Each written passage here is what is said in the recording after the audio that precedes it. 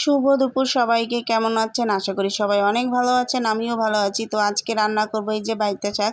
এই শাকটা আমার খুব পছন্দের একটা শাক। তো শাকটা এই যে কেটে ধুয়ে পরিষ্কার করে নিয়েছি, এখন রান্না করব। তো এখানে কড়াই বসিয়ে দিয়েছি, কড়াই বসিয়ে দিয়ে একটু তেল দিয়ে দিয়েছি। তেলের ভিতরে এখন পেঁয়াজ দিয়ে দেবো, পেঁয়াজ কুচি দিয়ে দেবো, আর কিছু পরিমাণ রসুন আমি ছেঁচে নিয়েছি, ওই রসুনটুকু দিয়ে দেবো। একসাথে হালকা একটু ভেজে নিয়ে তারপর শাকগুলো ছেড়ে দেবো।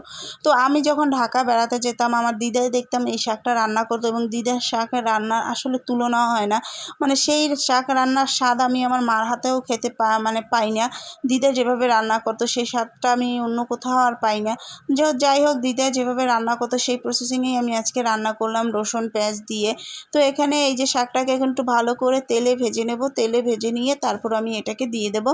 একটু হালকা পরিমাণ সেদ্ধর জন্য জল দিয়ে তারপর ঢাকনা দিয়ে ঢেকে দেবো। তো যেহেতু পরিমাণে তেলটা একটু কমই দিয়েছি, তাই ভাবলাম একটু হালকা জল দিয়ে আর এদিকে লবণ টবণ হালকা সামান্য একটু হলুদ দেবো, কারণ আমার আবার শাক সবজিতে একটু লবণ হলুদ না দিলে আমার ভালো লাগে না। তো এই যে জল দিয়ে একদম ঢাকনা দিয়ে দিয়েছি, আর এই যে দেখুন আমার শাক রান্নার একদম ফাইনাল লুক। একদম শাক রান্না হয়ে গেছে। এখন এটাকে ভালো করে একটু ভাজা ভাজা করে একদম কড়াইতে সুন্দরভাবে কষিয়ে এই জলটাকে শুকিয়ে নেব, তাহলে ঝরঝরা হয়ে যাবে এবং খেতে ভালো লাগবে। তো শাকটা পুরোটাই রেডি হয়ে গেল। রেডি হওয়ার পর এই যে দেখুন একদম রান্না এক বাটি শাক হয়েছে। তো আজকে মনে হয় দুপুরে এই শাক ভাজাটা দিয়েই আমি অনেকগুলো ভাত খেতে পারবো। তো যাই হোক, এখানে রান্না করে শাকটা এখন রেখে দেবো। রেখে দিয়ে এখন আজকে রান্না করব ইলিশ মাছ। ফ্রিজে একটা ছোট ইলিশ মাছ ছিল, যে সেটাকে কেটে নিয়েছি, আর সেটাকে কাঁচা টমেটো আর সিম দিয়ে রান্না করব। এভাবে রান্না করলে আমার না বেশ মজা লাগে খেতে ইলিশ মাছ। তারপর বেগুন দিয়ে রান্না করলেও কিন্তু ইলিশ মাছ খেতে ভালো লাগে। তো যাই হোক, এখন একটু হলুদ লবণ দিয়ে দিয়েছে, আর সাথে মরিচ বাটাটা আগেই দিয়ে দিয়েছিলাম। এখন ভালোভাবে রান্না করব। আমি ইলিশ মাছটা এভাবেই রান্না করি, অন্য কারা কীভাবে রান্না করে জানি না, বাট আমি এই কাঁচা অবস্থায় তেলে দিয়ে তারপর হালকা উল্টে দিয়ে তারপর জল দিয়ে দেবো। এটাই আমার কাছে খেতে ভালো লাগে, কারণ তাহলে না ইলিশের যেটা ঘ্রাণ আছে সেই ঘ্রাণটা থাকে। ভেজে দিলে আমার কাছে মনে হয় সেই ঘ্রাণটা আসলে পাই না, আর আমার কাছে অতটা ভালোও লাগে না। তো যে যেরকম পারে সে সেভাবেই রান্না করে। তো আমি এভাবে রান্না করতে অভ্যস্ত, তাই আমি এভাবেই রান্না করি। তো এখন আমি এই মাছগুলোর উপর এগুলো দিয়েও দিয়েছি, এবং একটু করে মাছগুলোকে উল্টে দিয়েছি। এখন পরিমাণ মতো জল দিয়ে দিয়েছি। এখন এই সবজিগুলো সেদ্ধ হওয়ার জন্য আমি ঢাকনা দিয়ে ঢেকে দেব। তো এদিকে এই যে সবজিগুলোকে ভালো করে জলের সাথে চুবিয়ে দিলাম, তারপরে এখন আমি ঢাকনা দিয়ে ঢেকে দিলাম।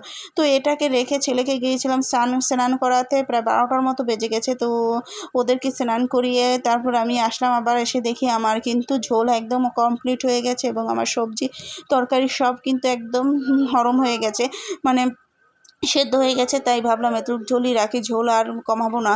তো এই মাছ রান্না হয়ে গেছে। এখন কড়াইটাকে ধুয়ে আমি আবার সিমটা বসিয়ে দিলাম। আজকে লাউ শাক করবো সিম দিয়ে আর মুসুরি ডাল দিয়ে। এইভাবে রান্না করলে না লাউ শাকটা আমার কাছে খুব ভালো লাগে। আর লাউ শাক আমার সবথেকে এটা পছন্দের একটা শাক। আমি এই শাকটা খুবই পছন্দ করি, আর বেশি করে এই শাকটার ডাঁটাগুলো চাবাতে আমার বেশ ভালো লাগে। কার কার লাউ শাকের ডাঁটা চাবাতে বেশ ভালো লাগে অবশ্যই কমেন্ট করে বলবেন। তো এখানে এই যে শাকগুলো দিয়ে দিলাম। আর সেদিন এনেছিলাম শাকটা অনেকগুলোই শাক ছিল, অর্ধেক রান্না করেছি, আর অল্প কিছু রেখে দিয়েছি। আজকে সেটুকুই রান্না করব। তো এখানে লবণ আর সামান্য হলুদ আর একটু জিরার গুঁড়ো দিয়ে হালকা করে ভেজে তারপর হালকা একটু জল দিয়ে আমি ঢেকে দেব। ঢেকে দিয়ে তারপর বাকি আবার যে কাজগুলো আছে সেগুলো আমি সেরে আসব। তো এভাবে রান্না চাপিয়ে রেখে সংসারে যত কাজ আছে আমি এক এক করে করিনি, না হলে না কাজ করে আগাতে পারি না। যার জন্য এভাবে করে নিলে না আমি যথেষ্ট তাড়াতাড়ি করলে সব কিছু হয়ে যায়। তো এই যে সামান্য জল দিয়ে দিয়েছি, দিয়ে এখন ঢাকনা দিয়ে ঢেকে দেবো। রান্না করতে গেলে না আসলে কি বলবো, এই রান্না এটা থুয়ে ওটা থুয়ে দৌড়াতে হয়, এদিক ওদিকে ছেলের পিছে দৌড়াতে হয়। তো এই তো আমাদের সংসার জীবন, এভাবে করে সব কিছু চলছে। তো এখানে কিন্তু শাক রান্না একদম কমপ্লিট হয়ে গেছে। এখন শাকটাকে আমি উঠিয়ে নেবো, উঠিয়ে বাটিতে রেখে।